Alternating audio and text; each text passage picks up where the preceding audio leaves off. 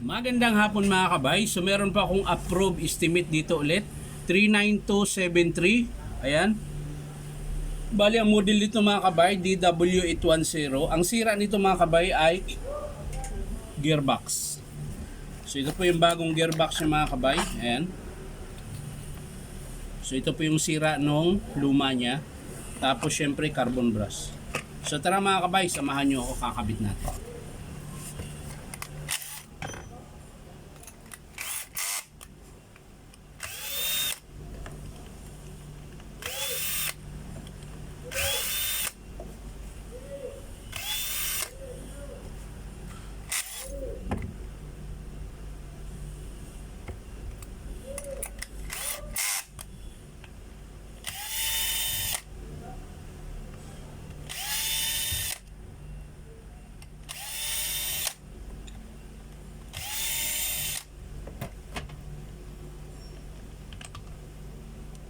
So mga kabay,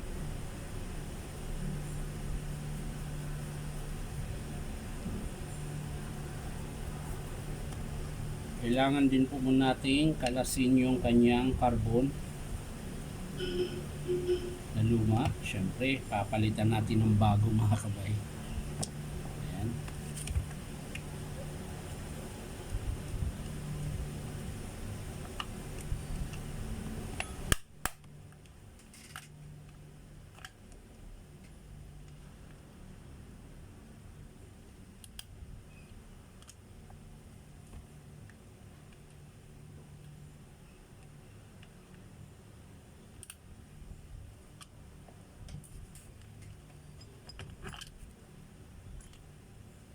So ayan mga kabay, palit natin yung bagong gearbox. Ayan. Siyempre balik muna natin ito mga kabay.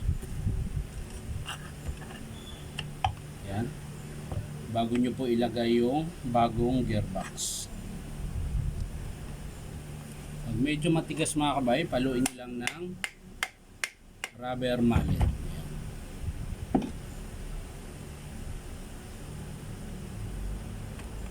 Siyempre, balik natin yung screw.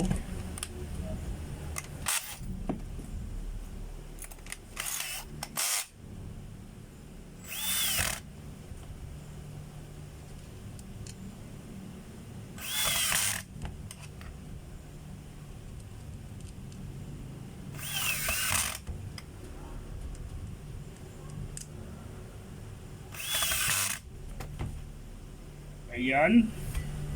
At syempre yung bagong carbon mga kabay. So ito po yung bagong carbon mga kabay. Yan. Yung kakabit natin dito.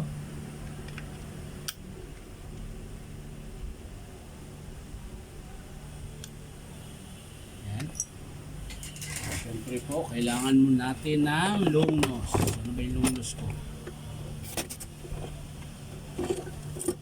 Wala na. Nawala na.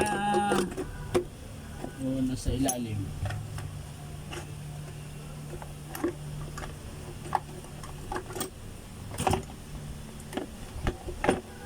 Wala dito ah. So yan mga kabay, nakita ko na yung long nose ko. So, kakabit na po natin yung carbon mga kabay.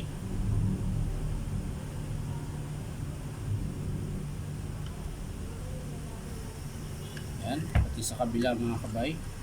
Kakabit din po natin.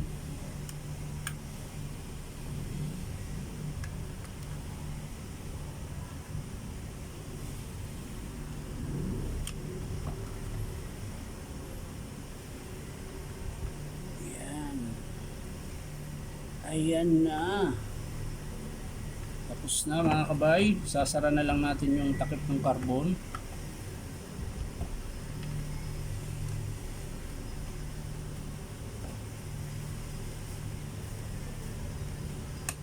Ayan.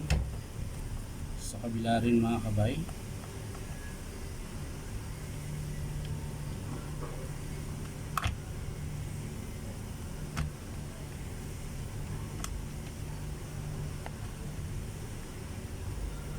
Ayan. Siyempre yung pinakalas itong gear case. gear case cover na may kasamang gear. Yan. So lagyan natin ng konting grasa lang mga kabay, wag marami kasi yun din minsan yun din yung sanhi kung bakit mainit yung gearbox niya. Dahil pag sobra po yung grasa nilagay nyo, para siyang hindi siya makaano, tawag na to, masikip yung ikot niya, tsaka mainit. Yan, kailangan tamang-tama lang mga kabay, huwag pa sobrahan sa grasa.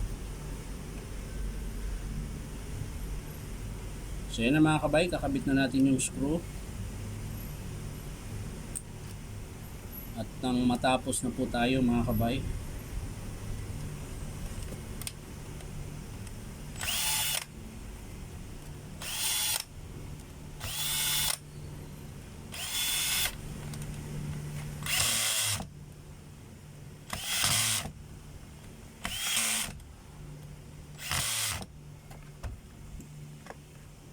mga kabay, ulitan lang natin ng manual.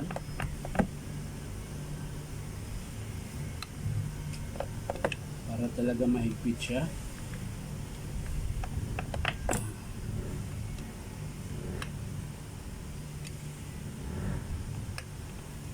Ayan. So okay na mga kabay, testing natin.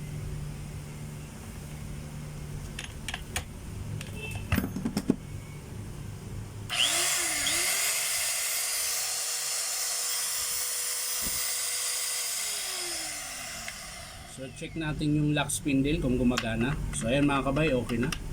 Hindi na siya dumudulas. Ayan. So yan lang mga kabay, maraming salamat sa panonood at palike and share na rin po. Ulitin ko lang mga kabay, ang pinalitan natin ay gearbox. Ayan, basag po yung lagayan ng lock.